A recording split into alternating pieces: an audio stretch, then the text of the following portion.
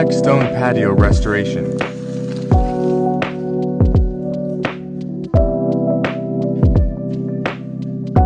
Step 1. Cutting away all the mortar joints.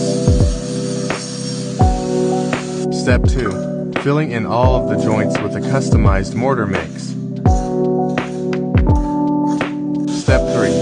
Acid wash, clearing the stones of excess cement and dust. Final step. After rinsing and waiting till stones are fully dry, we apply a sealant to preserve the work. This sealant gives the patio a gloss look that will protect the stones. Final result.